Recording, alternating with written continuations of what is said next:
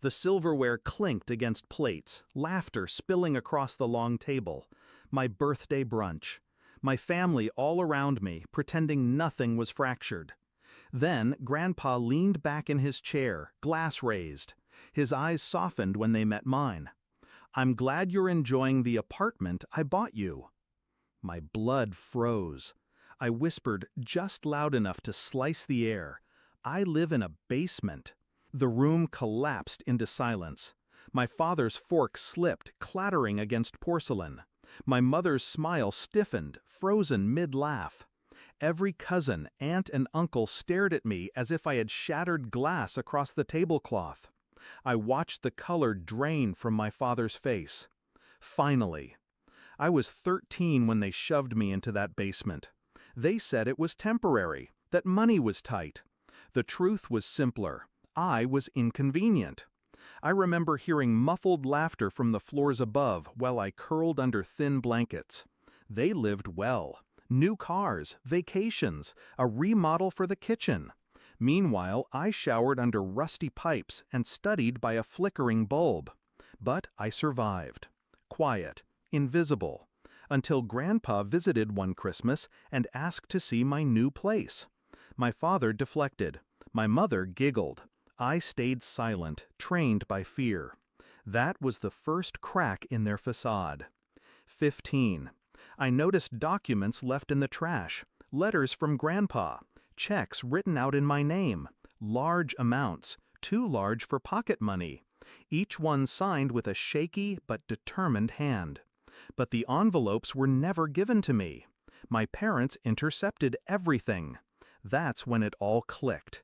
Their sudden new cars, the expensive vacations, the smug way they looked at me when I asked for books or clothes. They weren't just neglecting me, they were stealing from me. I didn't rage. Rage was useless. Instead, I started collecting. Evidence, copies of bank statements, discarded envelopes, even recordings, little snippets of conversations I wasn't meant to hear. Patience became my weapon. By 21, I had pieced together the full picture. Grandpa had bought me an apartment, paid for it in full, a safe place where I was supposed to live. But my parents sold it behind his back, forged my signature, and funneled the money into their own accounts. That was the night my fury crystallized into clarity. I wouldn't confront them, not yet. I'd let them keep thinking I was weak, voiceless, beaten. I waited, planned. The turning point came when Grandpa's health began to fail. He called me into his study one evening, his voice frail but sharp. "I left you that apartment. Why aren't you living in it?" I didn't answer. I didn't have to. He saw the truth flicker in my eyes. That night I showed him everything. Scanned documents, forged deeds, the recordings. His hands trembled as he scrolled through it all. Then he looked up, eyes blazing despite his fragile body. "We'll fix this." So we did. With his lawyer, we built a case so airtight it could strangle. Forgery, theft, fraud. He rewrote his will, line by line, with surgical precision.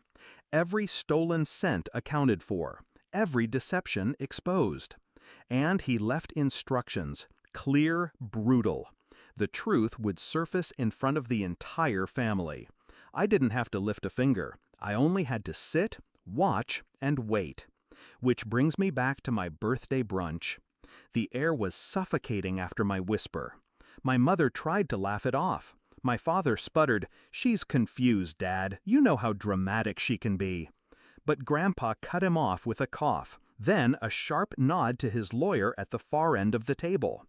The man rose, pulled a folder from his briefcase, and laid it on the linen. "There's something everyone should hear." Pages shuffled, words spoken aloud, deeds, bank transfers, forged signatures. My parents' greed, naked under the morning light. The cousins shifted uncomfortably. My uncles glared. My mother's face drained of its smugness, replaced by a hollow terror. And my father?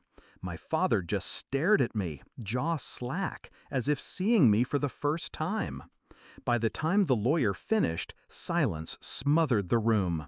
Then Grandpa spoke, voice thin but cutting.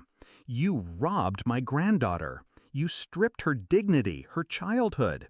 You thought you buried the truth in shadows, but shadows always vanish in light. The will was clear. Everything went to me. Every account, every property, every asset they once flaunted as their own. And them? Disinherited, exposed, left with nothing but shame. I sat still, composed, my hands folded in my lap. I didn't smile, I didn't gloat. I just watched. Watched as my father's shoulders collapsed, as my mother's eyes darted around, searching for an escape that wasn't there, as the entire family shifted away from them, disgust simmering in their stares. For once, I wasn't the one hidden in a basement. They were, buried in their own disgrace. Later that night, I stood by my window. City light